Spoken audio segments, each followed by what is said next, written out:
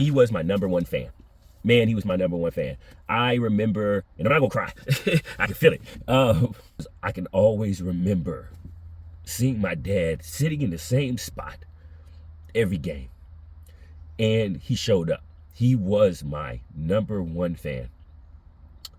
And I said I wasn't gonna do this, but here we are. This the leader you're becoming. So it's the leader you're becoming. And so we keep it real and we keep it authentic. And for us as leaders, we have to be the number one fans of our people. That doesn't mean we don't hold them accountable. That doesn't mean we make excuses for them. It just means, the simple fact, the fact is, hey, I am going to be here and I'm going to support you in every way that I can. And if I'm going to hold you to a standard in a room with you in it or without you in it, when I got to go talk to somebody or the leadership team is talking, I'm also going to be your number one cheerleader when you're doing things to hit the standard. This is The Leader You're Becoming, a show where we talk about leadership, stewardship, and building the type of business people actually want to work for. I'm Coach T. Let's get into it.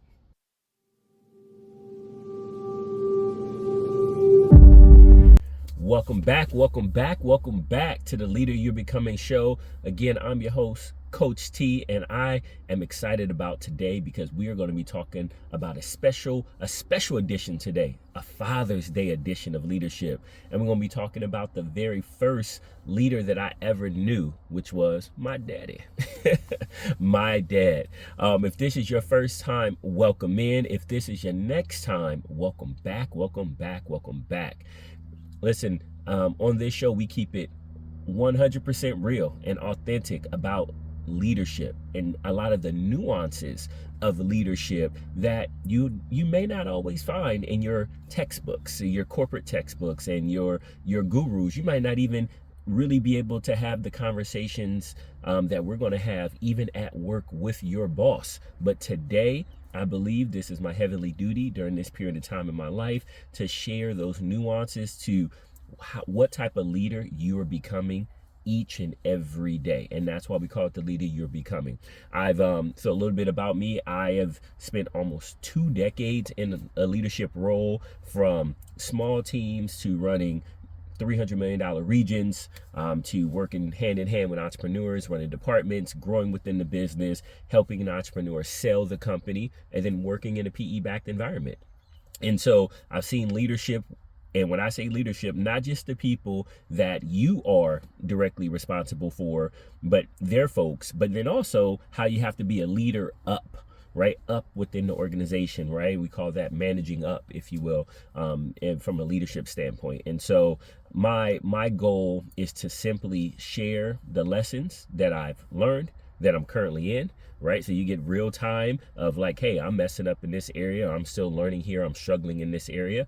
And then we take those lessons out to say, how can we become better and how can we continue this evolving of becoming the best leader possible. And the funny thing is, and here goes the secret, as you become and you think about you're becoming the best leader for work or your business, you actually become a better and greater leader in every area of your life.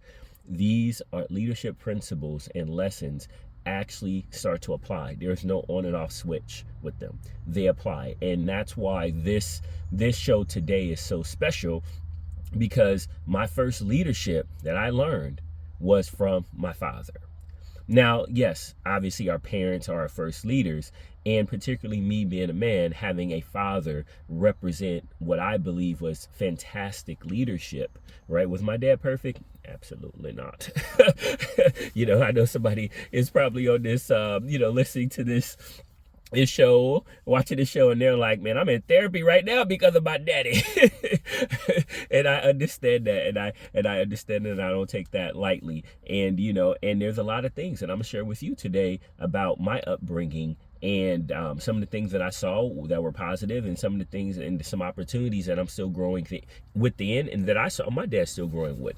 But we're gonna talk about 5 key principles that I want to if I can condense down, and it's so many more, but if I can condense them down to these core principles that will help us today run our businesses more effectively, lead our teams more in a way that is empowering to them and to the business, and for us to be able to want to get up each and every day to go out there and strive to do those things because we've created an environment that we actually want to be a part of as well. We're not like dragging people along the way. Then these are the lessons that I'm taking from my father today. All right. So number one, just a little backstory of why me and my dad's relationship is so tight, or was so tight. My dad, the question may come up. My dad passed away, I believe in 17, and I say it that way because that from when the time he passed away for probably 3 or 4 years after, it was like black hole. There were things I couldn't even remember at that time. It rocked my world, even though my dad had prepared me for years of him one day passing away. Now, as a leader, right? Like that's a leadership principle, preparing their people. But my dad was actually in a wheelchair. And so this is where this preparation came from. My dad got hit by a car in 1969. He was born in 1950. So he's 19 years old on his way to go see his girlfriend. and he got hit by a car going over 60 miles per hour. And the car, he was walking on the road, and it was a drunk driver, and they clipped him on the road. It didn't break any major bone in his body, but what it did, it chipped the bone in his neck that hit his spinal cord. And if that same accident happens today, my dad is probably walking within a year based on medical advancements that we have. But in 1969, in Oklahoma, where he was at, the technology, the knowledge, it wasn't there. And so my dad became paralyzed from the waist down, except for his reproductive organ. So thank God, that's how I'm here. I was born in the 80s, and 84. That was in 1969, and so that just lets you know, like, hey, at the end of the day, God works in mysterious ways. And so I remember, one of the things that about that when it happened, well, I wasn't there, but as my dad's telling me the story of what happened, and I said, okay, well, did you sue? Did you get a bunch of money? My dad said the man was poor. He was poor. He got $200. $200. I don't know what that would be today. It'd probably be a couple $1,000s. But he got $200 and a wheelchair. And then they told him, hey, you gotta, ideally, it'd be best for you to move to California or Florida because it's warmer. As you get older, it's going to be really hard with arthritis and different things. So we recommend you move to California or Florida. He decided to move to California, right? Because that's where most of all of my family had moved at that time, from Oklahoma to California. And he meets my mom, I come along, etc., right? Now, where the principles really started was this simple fact of my mom. She actually got strung out on drugs. So she was one of the many during that time that was in the crack cocaine epidemic of America, but particularly in LA, in Southern California. And my dad raised me by himself. And when I say by himself, I mean no mom, no financial support, no time support. There wasn't weekends where I was with my mom and I wasn't with my dad, and she gave something. It was truly by himself. She was gone in the streets. There were times where I wouldn't even see her for months, maybe even years at certain times, right? At certain periods of time where I would not see her. And so my dad raised me by himself. And the reason why I'm saying it that way, and I'm telling that part of the story, is because the first leadership principle that my dad taught me was this. He set a very high standard. He set a very high standard. He used to have a saying. He said, hey, if I can raise you by myself in this chair, in this wheelchair, you better be able to take care of your family standing on 2 feet. That is the standard. I never watched my dad make an excuse. You heard me say, hey, he got hit by a car. Did he try to sue and make a bunch of money? Nope. Nope. It wasn't even available. They said, hey, here goes your options. We believe that these might be better for you long term. He made a decision. He set a standard. He wanted a family. He got married. He found the love of his life in my mom. He had a son. And then he said, I always wanted a son. And when my mom decided, hey, I don't want to be a part of this anymore for her reasons, right? What she was struggling with, my dad said, the standard is still the same. I'm going to take care and I'm going to raise my family. And the son that I wanted, I am going to take care of him and I'm going to raise him even if it's by myself. And then when my son is born, I am going to set a standard that, hey, this is what we do as men. This is what we do in our family. And this is the expectation that I have of you. Great leadership starts with, what is your standard? What is the standard that you are going to have? Which is another way of saying, what am I not going to tolerate? My dad would not tolerate me not taking care of my family. He would not tolerate me not taking care of my business. And sometimes he would try to tell me what my business was, but he would not. There was nothing there. And then in order to be able to hold up that standard, we go to principle number 2 that I'm going to share with you today from my father, was this. He set an example. He didn't just talk about it. He was about it. I saw my dad cook. And when I say cook, now that seems like, okay, all right, he cooked. My dad had burns on his arms. And he had burns on his arms because we didn't have ADA approved kitchens. In the 80s and 90s. These were not ADA approved, right? So he was constantly reaching into ovens from a chair, reaching into ovens, burning himself to cook. He was reaching over stoves. We did not go out to eat much. Very rarely there was a burger spot and a burrito spot, and I can still see them to this day because those are the only places we hardly ever went to eat when we ate out, right? And maybe McDonald's. Like at the end of the day, who didn't eat at McDonald's, right? And so, but outside of that, it was pots, pans burning, and he would have burn marks. Why? Because hey, it didn't matter. Hey, I don't want to be burned. I know my dad did not want to be. But at the end of the day, this is what was required. I watched him cook. I watched him clean, right? I watched him cut hair.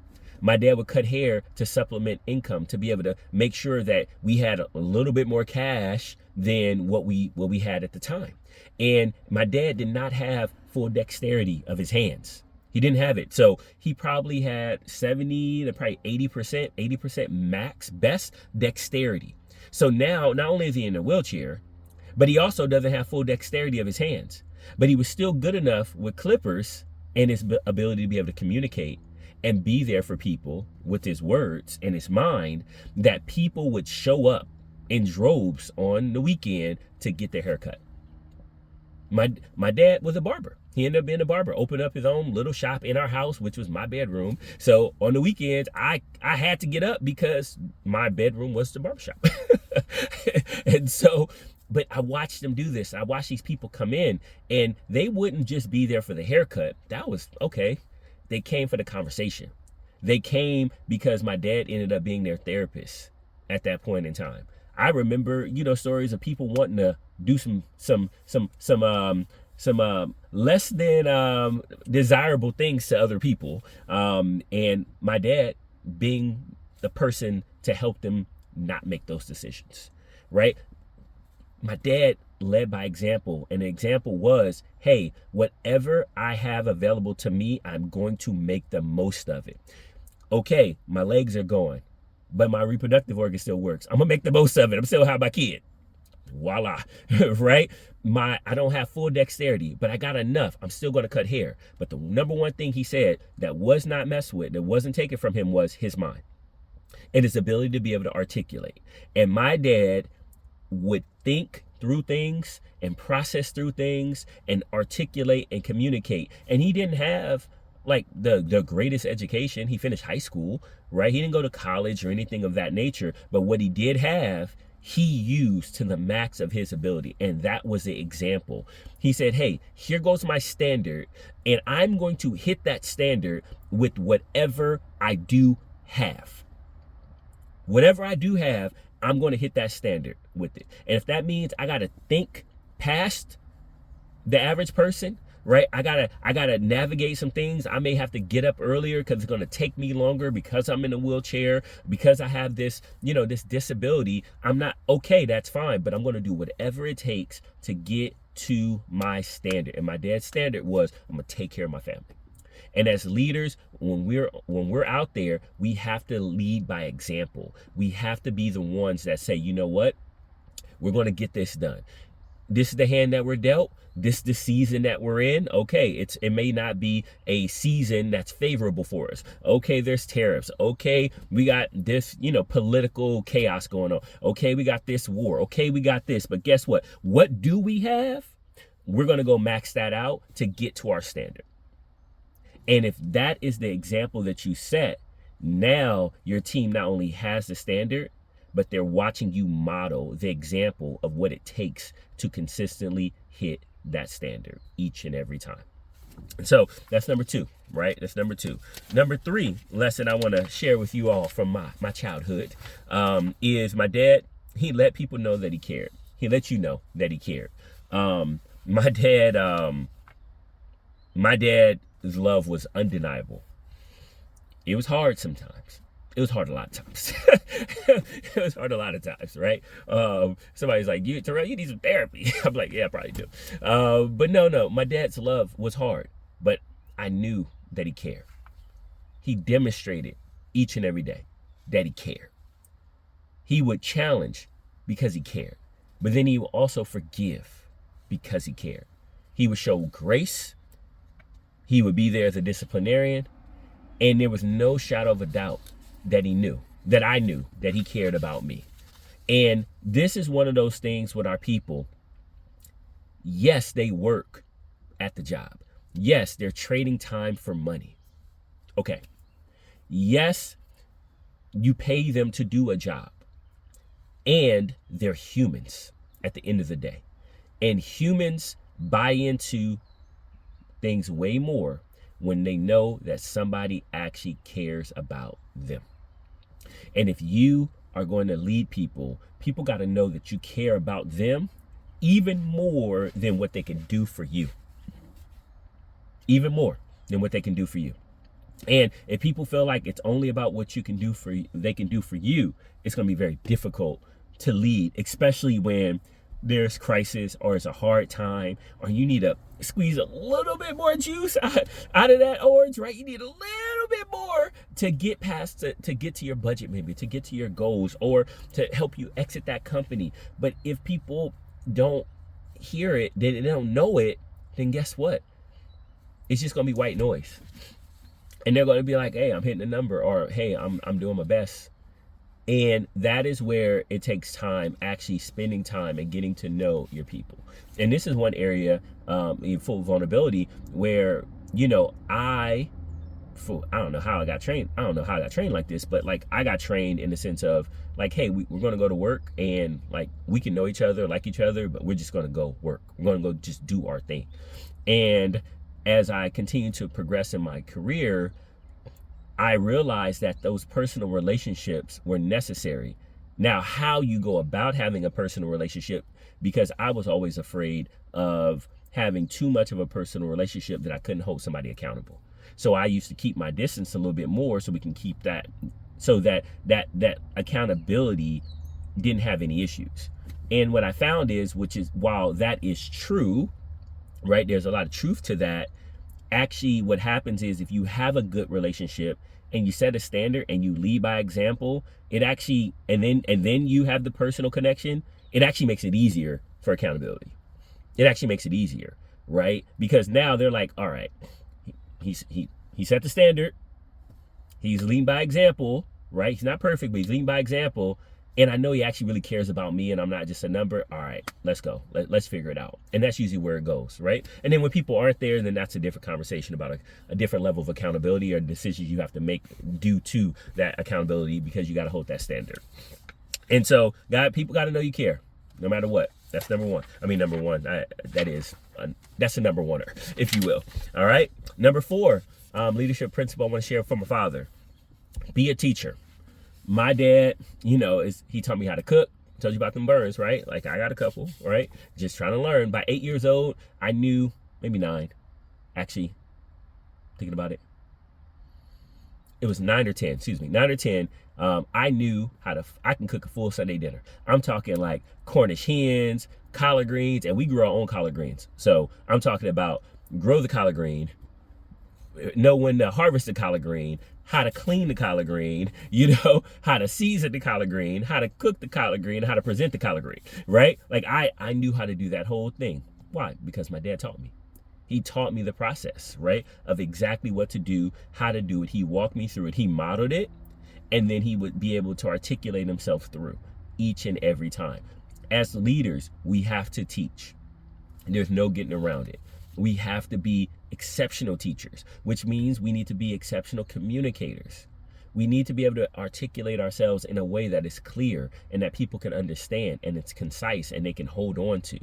As leaders are teachers. Now, in order to be a teacher, you have to be a learner. You have to be a learner. And something that recently came up for me that I used to feel bad about, but it actually is a superpower. In my opinion now, that I look at it from a different perspective, I've always taken a student approach to life. And as I got older, I started looking at that as a negative, in the sense of, I was like, oh man, I'm still a student, which means I don't know something. I don't know. And I don't know. I had this thing in my head where I just believe, for whatever reason, that you get to a point of where you just know. You know enough that you can just spit out the answers, almost like a college professor. And then more recently, I'm like, hold on. No, my curiosity allows me to keep learning. Taking a student's approach doesn't take away from what I do know. It allows me to have more access to more information, to more understanding, not just information, right? But get an understanding. The good book talks about that, right? But all that get an understanding. And then have the wisdom to be able to navigate and choose which is the right path to go. Now, I know it's not a Bible study, but that's what the good book says, right? And I believe the good book. And so I'm just like, wow, it's the ability, like, that is actually a skill of just constantly learning. But that also helps me to be a good teacher, because I'm curious, but I also am super empathetic to the student, because I am a student. And my dad was a learner. My dad, he had this look when you started telling him something and it was new information to him and he found it interesting. You could see it's all over his face. He's absorbing, he's processing. He would be thinking about it, and then he would go do his own, investigation and about that, and talk to other people about it. This was like, obviously before. I don't say before the internet, for sure, when I was super young, but as I got older, he would go on the internet, him and my stepmom at the time, and try to figure out some stuff to learn. That's a part of what made him a good teacher. He was an excellent student. He would want to learn, and that's something that intrinsically, I guess, got passed down to me because I watched him do it. But he want to learn this new information, and as soon as he learned it, he would share it. And today, when I learned something, I jump right on this show and I'm like, boom. I started this off with everything that I learned. I'm here to tell you. And when I'm still learning, I'm here to tell you. Got to be a teacher. You have to be a teacher. Your people need to learn and grow with you, especially now with the younger generation. Gen Z, I think, is 27 and below at this point in time. They want to learn. They want to grow more than ever. And they want to do it in a collaborative way. So their teacher got to be somebody they can learn from and learn with. That's the key. And learn with. They want collaboration. I was just in a training last week and we were talking about leadership, and yes, I mean, look at that right there. I'm still investing, into my training. And we had someone there from the Leadership Institute in New York, and they were talking about students today, how before, when we were in school, millennials and Gen X, right? When we were in school, that the desk pointed towards the teacher. But now the desks point towards each other, the students, right? So there's a collaborative teamwork that's a part of it. They want to learn together. They want to share, learn together. It's the same thing now. As leaders, we want to share, learn together. The leader got to be a learner, and then the student has to be a learner, and then the teacher is like, hey, I just may know some information a little bit more because I lived longer, seen it more. Let me share that with you, and let me bring you up, but we're going to do this together. And then you're going to have something, perspective that I'm going to learn from. It's going to make us better together. That is the process. That's what I watched in my household growing up with my dad. And then last but not least, he was my number one fan. Man, he was my number one fan. I remember, and I'm not gonna cry. I can feel it. I remember playing basketball, all through high school. And I remember if my dad could get to a game in that wheelchair, he would, right? And as I got older, he wasn't able to drive. He wasn't able to drive anymore. And our high school was like, 15 minutes down the road. And my dad, in nighttime, didn't matter. He would take that chair and he would get to that game. And I can always remember seeing my dad sitting in the same spot every game. And he showed up. He was my number one fan. And I said I wasn't gonna do this, but here we are. This the leader you're becoming. So it's the leader you're becoming. And so we keep it real and we keep it authentic. And for us as leaders, we have to be the number one fans of our people. That doesn't mean we don't hold them accountable. That doesn't mean we make excuses for them. That doesn't mean we don't have to tell them what it is, the factual things, right? That doesn't mean sometimes you got to remove some emotions off of it for a second to objectively look at a problem and actually deal with some real data, right? It means the simple fact. The fact is, hey, I am going to be here and I'm going to support you in every way that I can. And if I'm going to hold you to a standard in a room with you in it or without you in it, when I got to go talk to somebody or the leadership team is talking, I'm also going to be your number one cheerleader when you're doing things to hit the standard. I'm going to celebrate you to your face, and I'm going to celebrate you behind your back. I'm going to talk about you behind your back. Yes. And you know what? And I'm going to talk about your praises. And anybody that, that knew my father, when my dad talked about me, it was like he was so proud. Now, was I a perfect son? Absolutely not. Absolutely not. Absolutely not. I was not.